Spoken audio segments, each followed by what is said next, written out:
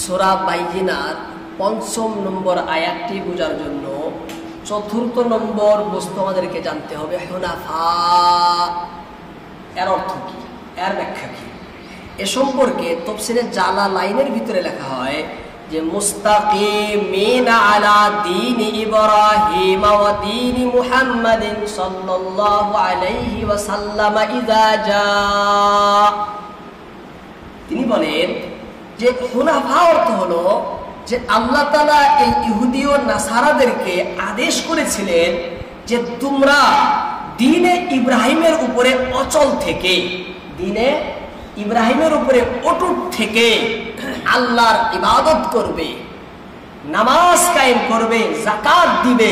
অর্থাৎ ইবাদত, নামাজ, যাকাত করবে কোন তরিকায়? ইব্রাহিমী তরিকায়।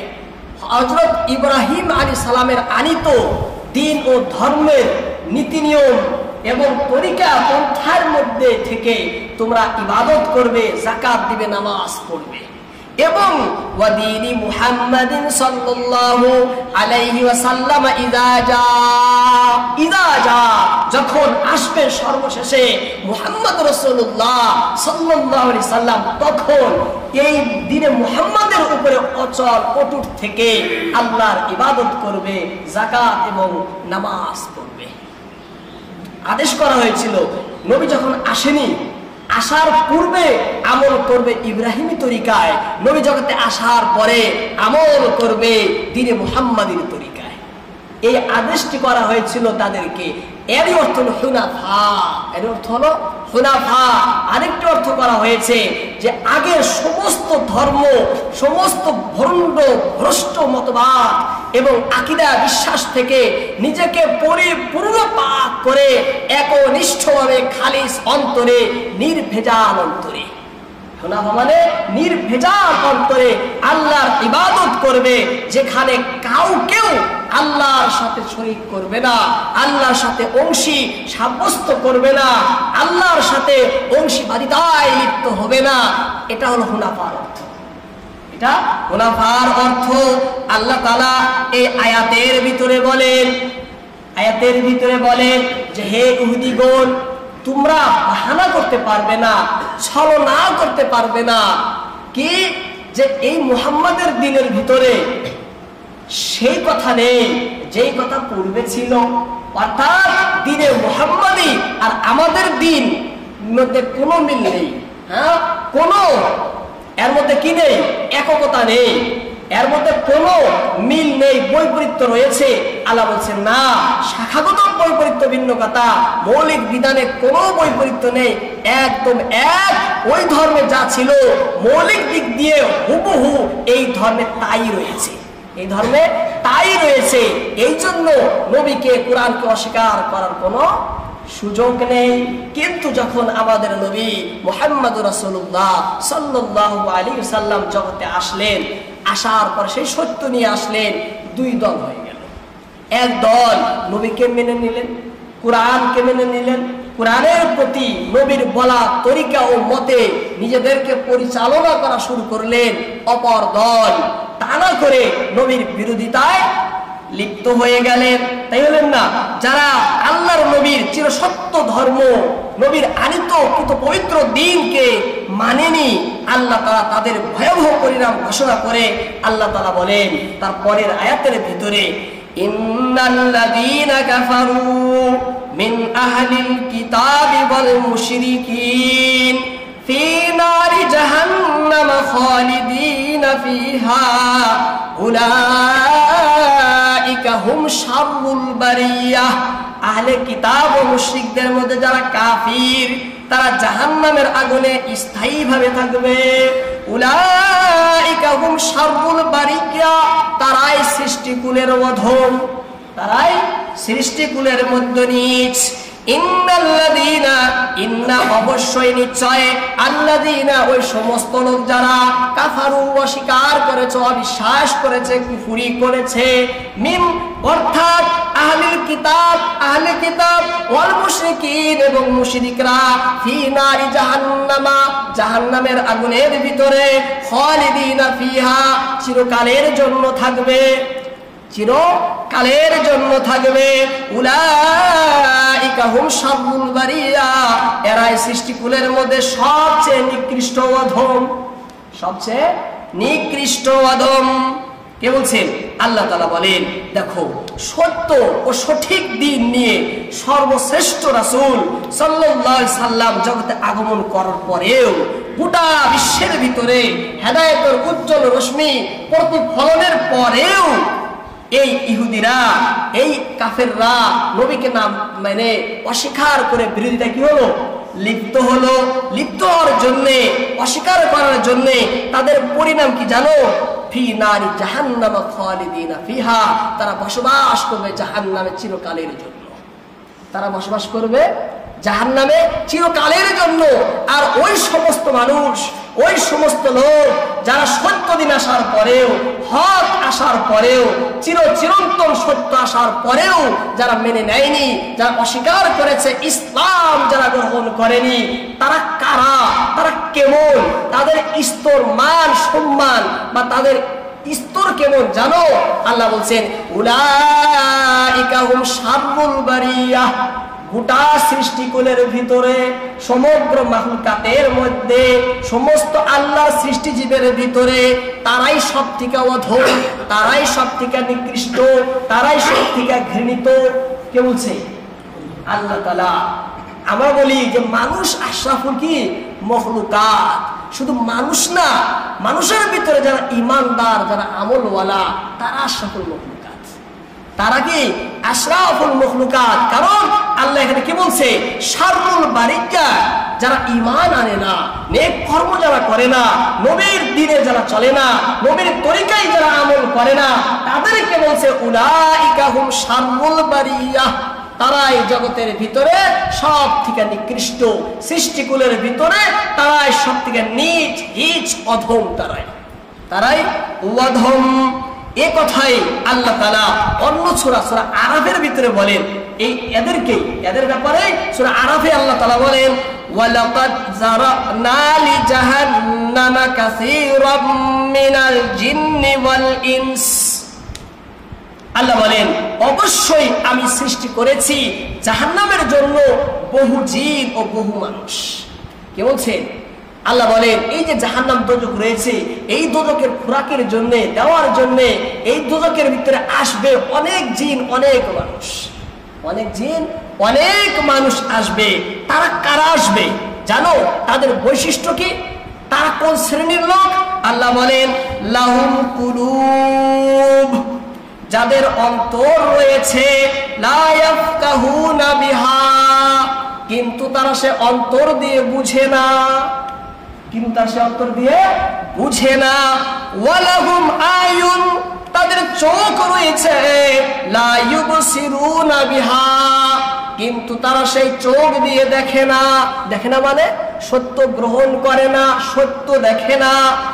ওয়ালাহুম আযান, তাদের কান তো রয়েছে, লা ইয়াসমাউনা বিহা, কিন্তু তারা কান দিয়ে সত্য গ্রহণ করে না, শ্রবণ করে না, শুনে না।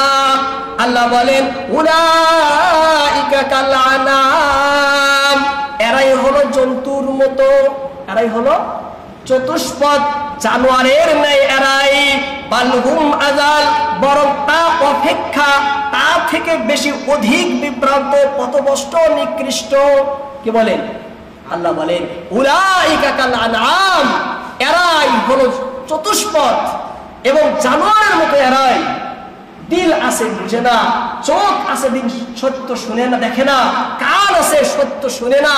এরাই হলো জগতের ভিতরে পথভ্রষ্ট, বিভ্রান্ত, এরাই হলো সব থেকে নিকৃষ্ট। এরা তো জানোয়ারের মতো। এরা তো কিসের মতো? জানোয়ারের মতো। উলাইকা হুমুল গাফিলুন, এরা আসলে গাফিল হয়ে গেছে। কি হয়ে গেছে? গাফিল হয়ে গেছে। এরাই হলো গাফিল বা উদাসীন লোক। এরা দিন সম্পর্কে, সত্য সম্পর্কে, আখিরাত সম্পর্কে, আল্লাহ সম্পর্কে, হক ও সত্য সম্পর্কে তারা উদাসীন হয়ে গেছে, গাফিলতায় পড়ে রয়েছে। কারা? এই ধরনের লোকেরা।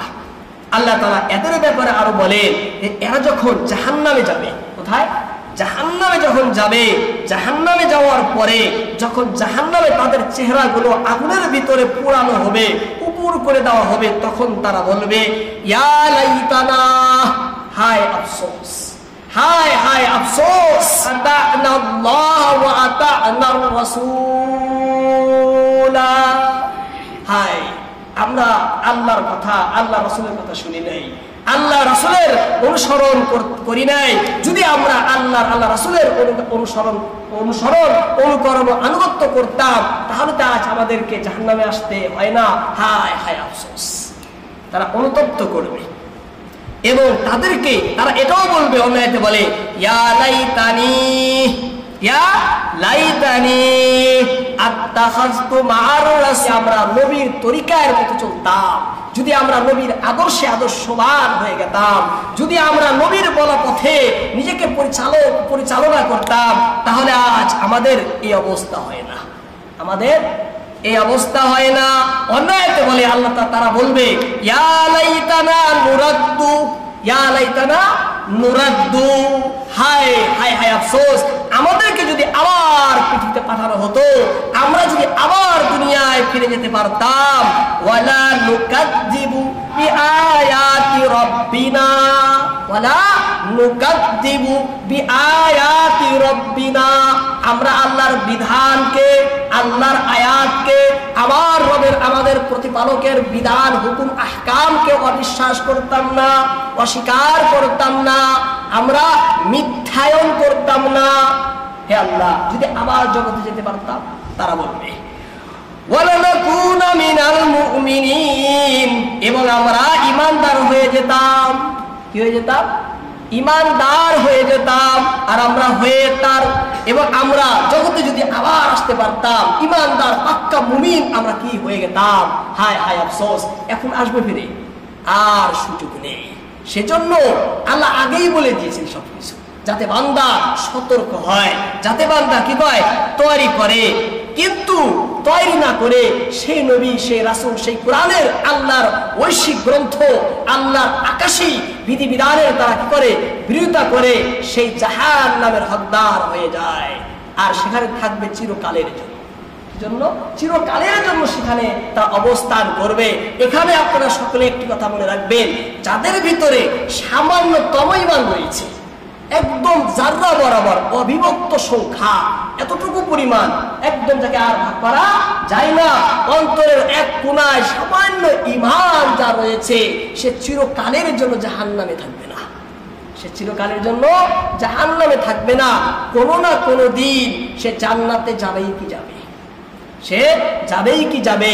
কিন্তু যদি পরিপূর্ণ ঈমান থাকে, তাহলে সর্বপ্রথম জান্নাতে যেতে পারবো। আল্লাহ পাক আমাদের সকলকে সর্বপ্রথম জান্নাতে যাওয়ার তৌফিক দিন, সকলে বলি আমিন। এবার সেই নবীর কথা একদল তো মেনে নেয়নি, আর একদল মেনে নিয়েছে। একদল নবীর ডাকে সাড়া দিয়ে লাব্বাইক বলেছে, বলেনি? নবী যখন দাওয়াত দিতে বলছে লাব্বাইক সাদাইক ইয়া হাবিবাল্লাহ ইয়া রাসূলুল্লাহ, হে আল্লাহর হাবিব, হে আল্লাহর রাসূল, লাব্বাইক, আমরা উপস্থিত, আপনি যা বলেন আমরা তাই করব। নবীর দাওয়াত কবুল করেছে, ঈমান গ্রহণ করেছে, সত্য নিয়েছে, নিজের জীবনকে ইসলামের রঙে রঙিন করে নিয়েছে, ইসলামের পথে পরিচালিত হয়ে করে ফেলেছে নিজের জীবনকে। তারা কারা ছিল? কারা ছিল তারা? সাহাবা ছিল না? তারা কারা ছিল? সর্বপ্রথম মুসলমান কারা? সাহাবারা না? আমাদের মুসলমানের ভিতরে সর্বপ্রথম শ্রেষ্ঠ উত্তম মুসলমান কারা? সাহাবারা। সাহাবারা আমাদের এবং নবীর মধ্যে যোগসূত্রই হলো সাহাবা। যোগসূত্রই কি? সাহাবা। হ্যাঁ, যদি মাঝখান থেকে সাহাবা ছড়ে যায়, তাহলে আমাদের কাছে কোনোদিন থাকবে না, না কোরআন থাকবে, না হাদিস থাকবে। থাকবে কি? কারণ আমাদের কাছে কে পৌঁছাইয়ে দিয়েছেন? সাহাবা পৌঁছেছেন না? সেই জন্য আল্লাহর নবীর যত সাহাবা ছিলেন, আল্লাহর নবীর যত সাহাবা ছিলেন, দেখুন সাহাবা বলা হয় ওদেরকে যারা নবীকে দেখেছেন কিংবা নবীর পেয়েছেন। নবীকে দেখেছেন কিংবা নবীকে পেয়েছেন, নবীর প্রতি ঈমান এনেছেন এবং সেই ঈমান নিয়েই কবরে চলে গেছেন, এদেরকে বলে সাহাবা। এদেরকে বলে সাহাবা, অর্থাৎ নবীর প্রতি ঈমান এনেছেন। হ্যাঁ, ঈমান আনয়ন করার পরে নবীকে দেখুক বা না দেখুক, নবীর যুগে তারা ছিল, নবীর যুগে তারা ছিল, নবীকে দেখুক বা না দেখুক, নবীর যুগে ছিল এবং নবীর সুহবতে ছিল। সুহবতে থাকা জরুরি, নবীকে দেখা এবং নাইবা সুহবতে। যেমন আব্দুল্লাহ ইবনে উম্মে মাকতুম অন্ধ ছিলেন, দুই চোখ দিয়ে দেখতেন না, নবীর সুহবতে তো ছিলেন, নবীকে দেখতে পারেনি, তাহলে কি সাহাবা না তিনি? তিনিও কি সাহাবা? নবীর সংস্রবে তো ছিল, নবীর সুহবতে তো ছিলেন, নবীর সুহবতে এবং নবীর দর্শন যে পেয়েছেন, ঈমান যিনি এনেছেন, এই ঈমান অবস্থায় যার মৃত্যুবরণ হয়েছে তাকে বলে কি সাহাবা।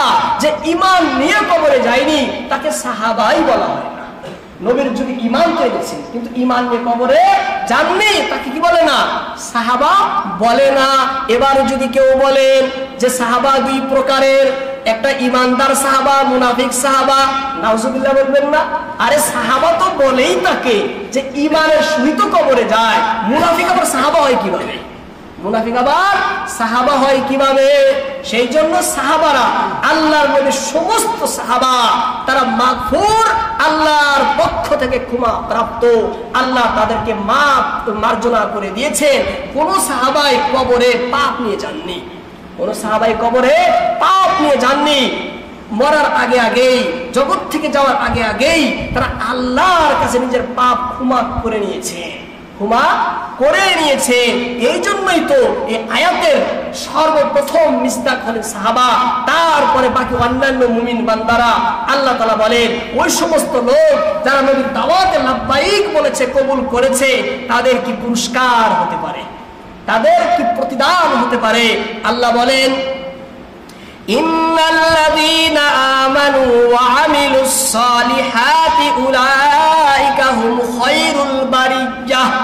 আল্লাহ বলেন ইন্না, অবশ্যই, আল্লাযীনা, ওই সমস্ত লোক যারা আমানু, ঈমান এনেছে, ওয়া আমিলু, এবং করেছে, আস-সালিহাত, সৎকর্ম, উলাইকা, তারাই, এরাই, হুম, একমাত্র, খায়রুল বারিয়াহ, গোটা সৃষ্টির ভিতরে শ্রেষ্ঠ, গোটা সৃষ্টিকুলের সেরা, গোটা সৃষ্টিকুলের সেরা সাহাবারা। তারপরে বাকি অন্যান্য যারা সাহাবা, নবীর আদর্শে আদর্শবান হবে, তারাও এর মধ্যে পড়ে যাবে। কিন্তু সর্বপ্রথম কারা পড়বে? সাহাবারা। সাহাবারা পড়বেই পড়বে, কোন সাহাবা এর থেকে বাদ পড়বে না। আল্লাহ বলেন ইন্নাল্লাযীনা আমানু ওয়া আমিলুস সালিহাত উলাইকা হুম খায়রুল বারিয়া। নিশ্চয় যারা ঈমান আনে ও সৎ কর্ম করে, তারাই সৃষ্টিকুলের সেরা, তারাই সৃষ্টিকুলের শ্রেষ্ঠ, তারাই প্রকৃতপক্ষে আশরাফুল মখলুকাত, তারাই প্রকৃতপক্ষে আশরাফুল মখলুকাত। যার ঈমান আনে, ঈমান আল্লাহর প্রতি, রাসূলের প্রতি, কিতাবের প্রতি, এক ভাষায় ঈমানে মুফাসসিলের প্রতি। ঈমানে মুফাসসিলে যে বর্ণিত যে বস্তুগুলো রয়েছে, এর প্রতি যে পরিপূর্ণভাবে ঈমান আনে, বিন্দু বিসর্গ সন্দেহ করে না, সে হলো ঈমানদার, সে হলো ঈমানদার। ওয়া আমিলুস সালিহাত, এবং যে নেক কর্ম করে, আমালে সালিহা করে, এক ভাষায় আহলুস সুন্নাহ ওয়াল জামাতের অনুকরণে যে নিজের জীবনকে পরিচালনা করে, জীবনকে কি করে? পরিচালনা করে। এরাই উলাইকা হুম খায়রুল বারিয়া, গোটা সৃষ্টির ভিতরে এরাই সবথেকে শ্রেষ্ঠ, এরাই সবথেকে শ্রেষ্ঠ। এবার পুরস্কার আছে না তাদের? প্রতিদান দিবেন, উপহার তো রয়েছে এই কর্মের। আল্লাহ বলেন জাযাউহুম ইনদা রাব্বিহিম জান্নাতু আদনিন তাজরি মিন তাহতিহাল আনহার খালিদিনা ফিহা আবাদা রাদিয়াল্লাহু আনহুম ওয়া রাদু আন যালিকা লিমান খাশিয়া রাব্বাহ। আল্লাহ বলেন তাদের পালনকর্তার কাছে রয়েছে তাদের প্রতিদান, চিরকালের বসবাসের জান্নাত, তাজরি মিন তাহতিহাল আনহার, যার তলদেশে নির্ঝরণী প্রবাহিত থাকবে, খালিদিনা ফিহা আবাদা, তারা সেখানে থাকবে অনন্তকালের জন্য, রাদিয়াল্লাহু আনহুম, আল্লাহ তাদের প্রতি সন্তুষ্ট, ওয়া রাদু আনহু, এবং তারাও আল্লাহর প্রতি সন্তুষ্ট, যালিকা লিমান খাশিয়া রাব্বাহ, এটা তার জন্য যে তার পালনকর্তাকে ভয় করে। যে তার পালনকর্তাকে ভয় করে। জাযাউহুম, তাদের পুরস্কার, তাদের উপহার, তাদের প্রতিদান ইনদা রাব্বিহিম, রয়েছে তাদের প্রতিপালকের নিকটে, তাদের পালনকর্তার নিকটে। সেই প্রতিদান কি? জান্নাতু আদিনিন, জান্নাত। সেটা কি? জান্নাত। আদিনিন মানে চিরকালের জান্নাত, আদিন মানে চিরকালের থাকার, চিরকালের বসবাসের জন্য সেই জান্নাত, জান্নাতে আদন। আনহার, সেই জান্নাতের তলদেশে নিম্ন দেশে থাকবে ঝর্ণা, নদী প্রবাহিত থাকবে। খালিদিনা ফিহা আবাদা, তারা চিরকালের জন্য সেই জান্নাতে যাবে। কেন যাবে? রাদিয়াল্লাহু আনহুম, আল্লাহ তাদের প্রতি সন্তুষ্ট হয়ে গেছে। ওয়ারাজু আনহু, সেই জান্নাতে যে নিয়ামত অবদান আল্লাহ দিবেন তার প্রতিও তারা পরিপূর্ণ সন্তুষ্ট। যালিকা লিমান খাশিয়া রাব্বা, এই পুরস্কার, এই প্রতিদান একমাত্র সেই সমস্ত লোকের জন্য। এই উপহার, এই খুশি, এই সন্তুষ্ট একমাত্র সেই মানুষের জন্য যারা তার প্রতিপালককে ভয় করে, যারা তার প্রতিপালককে যার ভয় করে। আল্লাহ বলেন যে এখানে আল্লাহ তাআলা আল্লাহর নবীর পথে যারা চলে, আল্লাহর নবীর ডাকে যারা লাব্বাইক বলেছে, তাদের সম্পর্কে শুভ সংবাদ শোনানো হয়েছে। কি শোনানো হয়েছে? শুভ সংবাদ। আল্লাহ বলেন ইন্নাল্লাযীনা আমানু ওয়া আমিলুস সালিহাত উলাইকা হুম খায়রুল বারিয়াহ, এদের প্রথম শুভ সংবাদ হলো গোটা সৃষ্টির ভিতরে এরাই সবথেকে শ্রেষ্ঠ, এরাই সবথেকে উত্তম, এরাই সবথেকে সেরা। এটা সর্বপ্রথম শুভ সংবাদ, এটা সর্বপ্রথম শুভ সংবাদ। 2 নম্বর শুভ সংবাদ হলো জাযাউহুম, তাদের এই কর্মের কারণে তাদের পুরস্কার রয়েছে। কি রয়েছে? পুরস্কার রয়েছে, প্রতিদান রয়েছে। অবশ্যই অবশ্যই তাদের এই সৎকর্মের পুণ্যকর্মের পুরস্কার তাদেরকে দেওয়াই হবে, তাদেরকে পুরস্কার দেওয়া হবে। ইনদা রাব্বিহিম, সেই পুরস্কার সংরক্ষিত রয়েছে, হেফাজত রয়েছে তার মালিকের নিকট, তার প্রতিপালকের নিকট সংরক্ষিত রয়েছে, হেফাজত রয়েছে। অর্থাৎ তার মালিক স্বয়ং নিজেই তার এই সৎকর্মের প্রতিদান দিবেন, উপহার দিবেন। 3 নম্বর শুভ সংবাদ। 4 নম্বর শুভ সংবাদ, আল্লাহ তাআলা তাদেরকে বলেন যে তাদেরকে জান্নাত দেবে, জান্নাতে আদন, জান্নাতে আদন তাদেরকে দেওয়া হবে। অর্থাৎ এমন জান্নাত যে চিরস্থায়ী, এমন জান্নাত যে চিরস্থায়ী এবং অদৃষ্টপূর্ব, অদৃষ্টপূর্ব এমন জান্নাত পূর্বে যে জীবনেও কেউ দেখেনি, এর আগে কেউ এমন জান্নাত, এমন বালাখানা, এমন সুখ শান্তি, এমন আয়া আরাম আয়েশ, এমন ভোগ বিলাসের জায়গা, এমন সুখ শান্তির জায়গা মানুষ না কল্পনা করেছে, না মানুষ ভাবতে পারছে, না মানুষের দৃষ্টি দেখেছে। এমন অদৃষ্টপূর্ব চিরস্থায়ী বা জান্নাত তাদেরকে দেওয়া হবে, চিরস্থায়ী জান্নাত তাদেরকে দেওয়া হবে। 5 নম্বর পুরস্কার, তাজরি মিন তাহতিহাল আনহার, সেটা সাধারণ কোনো জান্নাত না। সেই জান্নাতের তলদেশে, নিম্নদেশে ঝর্ণা ধারা প্রবাহিত থাকবে, নির্ঝরণী, নির্ঝর নদী নালা প্রবাহিত থাকবে, দুধের নহর, মধুর নহর, শরবতের নহর, বিভিন্ন প্রকারের নহর প্রবাহিত থাকবে, বিভিন্ন প্রকারের নহর প্রবাহিত থাকবে। এই কথা কেন বলছেন? প্রতিটা কারণ বলে সময় লম্বা হয়ে যাবে। আরবে পানি কম, আরবে শুকনো আরব, মরুভূমি, সেই যে পানির খুব অভাব আরবে। যখন বলছে মিন তাহতিহা তাজরি মিন তাহতিহাল আনহার, যখন কুরআনটা সর্বপ্রথম তাদের জন্য, তাদেরকে লক্ষ্য করে এবং তাদেরকে সম্বোধন করে গোটা সৃষ্টির জন্য আল্লাহ বলেছেন, প্রথমে তো তাদেরকেই বোঝাতে হবে, বোঝাতে হবে না? সেই জন্য বিশেষ বিশেষ নিয়ামত, অসংখ্য নিয়ামত রয়েছে, সব না বলে ওই সমস্ত নিয়ামতই আল্লাহ জিকির করেন, যেটা শুনে আরববাসীরা তারা প্রফুল্লিত হয়ে যায়, খুশিতে তারা আত্মহারা হয়ে যায়। এত পানির অভাব, আর সেই সময় এমন জায়গা তাজরি মিন তাহতিহাল আনহার, নানান রকমের ঝর্ণা, নানান নির্ঝর প্রবাহিত থাকবে। হায় হায়, কত বিশাল সুন্দর মনোরম সুঠাম সেই জান্নাত তাহলে হবে। হ্যাঁ, এই জন্য তাদেরকে বলা হয়েছে। তারপরে 6 নম্বর যেটা শুভ সংবাদ তাদেরকে শোনানো হয়েছে, রাদিয়াল্লাহু আনহুম ওয়া রাদু আন, আল্লাহ তাদের প্রতি সন্তুষ্ট, আল্লাহ তাদের প্রতি সন্তুষ্ট এবং তারাও আল্লাহর প্রতি সন্তুষ্ট, তারাও আল্লাহর প্রতি সন্তুষ্ট। রাদিয়াল্লাহু আনহুম ওয়া রাযু আন, আল্লাহ সন্তুষ্ট কিসের প্রতি? তাদের প্রতি। তাদের প্রতি মানে তারা জগতে নেক কাম করেছে, ভালো কাম, সৎ কাম, ঈমান আনার পরে আমালে সালিহা তারা করেছে। এই ঈমান আনার পরে নেক কর্ম করার প্রতি আল্লাহ যার পর নেই খুশি হয়ে গেছেন, আল্লাহ অত্যন্ত সন্তুষ্ট হয়ে গেছেন তাদের কর্মের প্রতি। ওয়া রাযু আনহু, আর আল্লাহর প্রতিও তারা সন্তুষ্ট। দুনিয়াও তারা সন্তুষ্ট ছিল। কেন ছিল? তারা আল্লাহর উপরে পরিপূর্ণ বিশ্বাস, পরিপূর্ণ আস্থা তাদের ছিল। সমস্ত ক্ষেত্রেই তারা আল্লাহকে স্মরণ করত, আল্লাহর কাছেই নত হতো। দুনিয়াতে তারা পরিপূর্ণ আল্লাহর উপরে সন্তুষ্ট ছিল এবং আখিরাতে তাদের প্রতিদান যেটা আল্লাহ দিবেন, তাদের পুরস্কার যেটা আল্লাহ দিবেন, তার প্রতিও তারা কি হবেন? পরিপূর্ণ খুশি এবং সন্তুষ্ট হয়ে যাবেন। জালিকা লিমান খাশিয়া রাব্বাহ, জালিকা লিমান খাশিয়া রাব্বাহ, এই পুরস্কার, এই সন্তুষ্টি কার? একমাত্র ওই সমস্ত লোকের জন্য যারা আল্লাহকে ভয় করে। যারা কি করে? আল্লাহকে ভয় করে। ঈমান তো মানুষ তখনই আনবে যখন তার অন্তরে আল্লাহর ভয় থাকবে। নেক আমল তো মানুষ তখনই করবে যখন তার অন্তরে আল্লাহর ভয় থাকবে। নামাজ তো মানুষ তখনই পড়বে যখন তার অন্তরে আল্লাহর ভয় থাকবে। সৎ পথে মানুষ তখনই চলবে যখন তার অন্তরে আল্লাহর ভয় থাকবে। অসৎ কাজ থেকে নিজেকে তখনই বিরত রাখবে যখন তার অন্তরে পরিপূর্ণভাবে আল্লাহর ভয় থাকবে। মানুষের অন্তরে যদি আল্লাহর ভয় ভীতি থাকে তাহলে সেই মানুষ পরিপূর্ণভাবে আল্লাহর আনুগত্য এবং আল্লাহর অনুগামী বান্দা হয়, আল্লাহর প্রিয় পাত্র বান্দা হয়। আল্লাহর ভয় ভীতি মানুষকে আল্লাহর প্রিয় বান্দা, আল্লাহর নেক বান্দা, আল্লাহর প্রেমিক বানার জন্য সাহায্য করে, তাই না?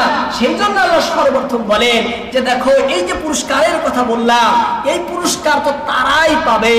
এই পুরস্কার তো একবার তাদের জন্যই যারা আল্লাহকে ভয় করবে, যারা আল্লাহকে ভয় করবে। এর ভিতরে আল্লাহ বলছেন এখানে মূল পুরস্কার রাদিয়াল্লাহু আনহুম ওয়া রাযু আন, আল্লাহ তাদের প্রতি সন্তুষ্ট, আল্লাহ তাদের প্রতি সন্তুষ্ট। দেখুন আল্লাহর সন্তুষ্টি জগতের ভিতরে বহুত বড় একটি নিয়ামত এবং সম্পদ, সম্পদ না? সেই জন্য আল্লাহ অন্য আয়াতে বলেন রিদওয়ানুম মিনাল্লাহি আকবার, রিদওয়ানুম মিনাল্লাহি আকবার, আল্লাহর রিজা হলো সব থেকে বড় বস্তু। আল্লাহ রিজা হলো সব থেকে বড় বস্তু। নামাজ রোজা অনেক নেক কাজ করি কিন্তু আল্লাহ আমার প্রতি রাজি হইলেন না, তাহলে আমার এই নেক কাজের কোনো মূল্য আছে? তাহলে দুনিয়ার ভিতরেও আল্লাহর রেজা জরুরি এবং আখিরাতেও আল্লাহর রেজা জরুরি। আল্লাহ পাক আমাদের সকলকেই সর্বক্ষেত্রে দ্বীনের উপরে থাকার, অচল অটুট থাকার তৌফিক দিন এবং আল্লাহ যেন আমাদের সকলের প্রতি দুনিয়া আখিরাতে সন্তুষ্ট হয়ে যান, প্রসন্ন হয়ে যান। এটাই আল্লাহর কাছে আমরা দোয়া প্রার্থনা করি। ওয়া মা আলাইনা ইল্লাল বালাগ।